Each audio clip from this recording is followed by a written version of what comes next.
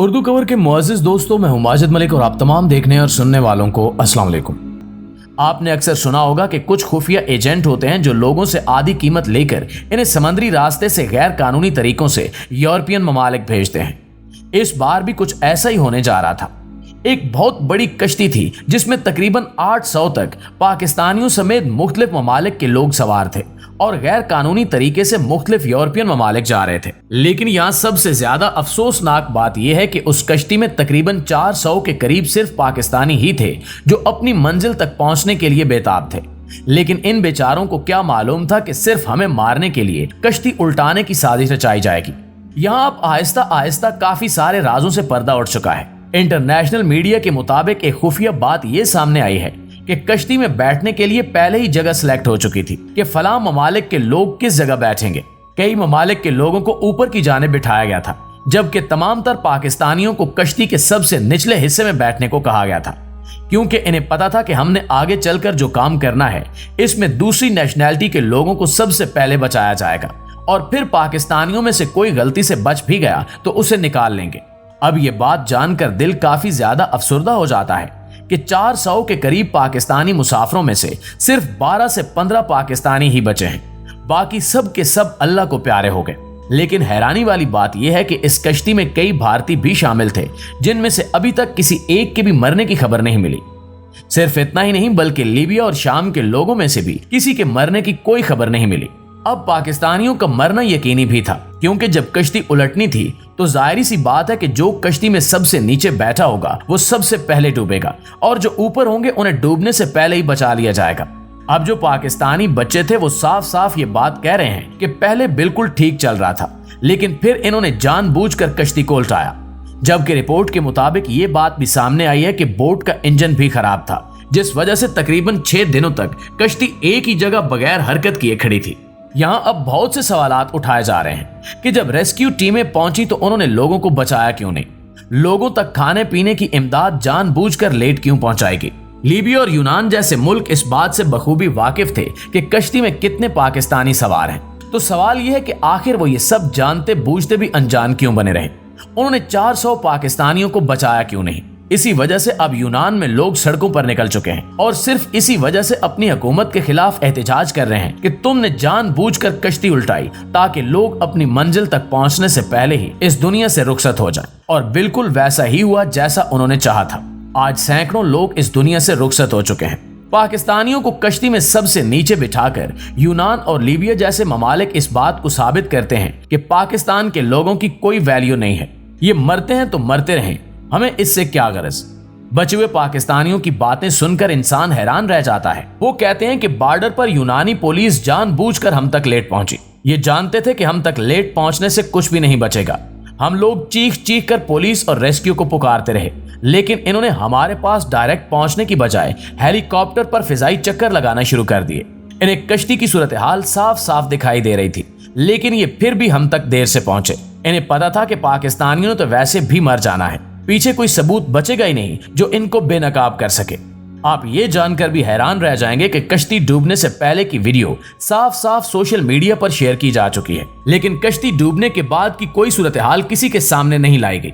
दरअसल जब भी यूनानी रेस्क्यू टीमें और पुलिस कुछ इस किस्म का ऑपरेशन करती हैं तो इनके साथ एक पूरा कैमरा सिस्टम भी मौजूद होता है जिसमें सब कुछ रिकॉर्ड हो रहा होता है। हर 1 मिनट की फुटेज इनके पास मौजूद होती है, एक एक चीज मॉनिटर हो रही होती है। तो यूनानियों से सवाल ये किया जा रहा है कि जब हादसे से पहले की वीडियो और फुटेज मौजूद है तो आखिर हादसे के बाद और इनकी मदद करने की सारी फुटेजेस कहाँ हैं।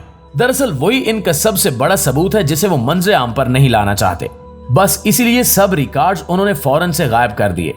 इनका पाकिस्तानियों को डबोने का एक मकसद ये भी था कि दोबारा कोई पाकिस्तानी ऐसा काम करने का सोच भी न सके और ये वहीं अपने मुल्क में गुर्बत की जिंदगी गुजार कर जलते करते रहें, क्योंकि इस वक्त बेशुमार लोग ऐसे होंगे जो इस तरह बाहर के मुल्क जाने का सोच रहे होंगे ताकि वो अपने हालात बेहतर करके अपने बच्चों को एक अच्छा मुस्तकबिल दे सकें। लेकिन अब इस हादसे के बाद लोगों ने अपने दिमाग से इस चीज को निकाल कर फेंक दिया होगा कि अब हमने ऐसा वैसा कोई कदम उठाया तो हमारा हाल भी वैसा ही होगा जैसा आज 400 पाकिस्तानियों का हुआ है।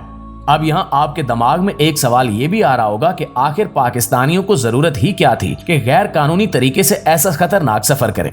तो इस बात का जवाब साफ है कि पाकिस्तान की मईशत। इसका पाकिस्तान के हुक्मरानों को सोचना चाहिए कि हमने मुल्क की मईशत इस कदर तबाह कर दी है कि लोग अपने मुल्क में काम करने की बजाय अपनी जान पर खेलकर यूरोपियन ममालिक जा रहे हैं ताकि वो पीछे अपनी माँ, बहन, बीवी और बच्चों का पेट पाल सके। कोई भी खुशी से अपना घर और बीवी बच्चे छोड़कर दूसरे मुल्क नहीं जाता। सिर्फ पाकिस्तानी अपने हालात की वजह से तंग आकर ऐसा खतरनाक कदम उठाते हैं और इन्हें यह भी मालूम होता है कि हम आज जो कदम उठाने जा रहे हैं इसमें या तो आर होंगे या पार। और इन्हें यह भी पता होता है कि अगर हम किसी तरह किसी यूरोपियन मुल्क पहुंच गए तो हमारी जिंदगी बन जाएगी, क्योंकि जब ये वहां जाकर कोई काम काज करना शुरू कर देते हैं तो वक्त के साथ साथ इनके वहां नेशनैलिटी मिलने के चांसेस भी बढ़ जाते हैं, जिससे ये खुद तो तनहा जिंदगी गुजार लेते हैं मगर पीछे इनकी फैमिली के हालात काफी हद तक अच्छे हो जाते हैं। जब से होश संभाला है कभी इतनी मायूसी नहीं देखी। बच्चे तो खैर मासूम ठहरे और हर 4 से 2 जवान मायूसियों के अमीर गढ़ों में धंसे हुए हैं। और जो हालात इस वक्त बन चुके हैं इनमें परेशानी और मायूसी बनती भी है। रोशन मुस्तकबिल, फिक्र मुआश और सबसे बढ़कर सफेद पोश तबके के वो नौजवान जो यूनिवर्सिटियों से फारिगुल तहसील हैं इस वक्त इंतहाई घुटन हालात का शिकार हैं, जिनकी उम्मीद पर माँ बाप जिंदा हैं और छोटे बहन भाइयों की तालीम, गुजर बसर और बहनों की खुशियों की जिम्मेदारी भी इन्हीं के कंधों पर होती है। ये चंद नौजवानों के ख्वाबों का कत्ल नहीं बल्कि पूरी कौम के मुस्तकबिल के ख्वाबों का भी कत्ल हुआ है। कानूनी तरीके से तो अब यूरोप, अमेरिका, कनाडा और ऑस्ट्रेलिया जाना नामुमकिन हो चुका है, मगर हकीकत में कानूनी तरीकेकार से इन ममालिक जाना एक अमीर तरीन इंसान ही अफोर्ड कर सकता है। लेकिन जो गुर्बत का शिकार हैं वो बेबस और मजबूर होकर एजेंटों के हाथों कम कीमत पर गैर कानूनी सफर इख्तियार करते हैं। पूरी दुनिया से लोग गैर कानूनी तौर पर हिजरत करते हैं, मगर वतन अजीज में हालात यहाँ तक पहुँच चुके हैं कि गुज़श्ता बरस 8 लाख से ज्यादा अफराद ने हिजरत की, जबकि रवां साल ये तादाद इससे भी कई गुना ज्यादा हो सकती है, जो कि लम्हे फिक्रिया है। आखिर में हमारी दुआ है कि अल्लाह ताला लवाहिकीन को सब्र अता फरमाए और पाकिस्तान पर अपना खास करम नाजिल फरमाए। आमीन सुमा आमीन। हुकाम को चाहिए कि ऐसे इंसानी दरिंदों को इबरत का निशान बनाएं ताकि वो नौजवान नस्ल को लालच देकर इनकी जिंदगियों से न खेले। आखिर में हमारी दुआ है कि अल्लाह पाक इस साने में हलाक होने वाले तमाम मुसलमानों के दर्जात बुलंद फरमाए और इनके लवाहिकीन को सब्र जमील अता फरमाए।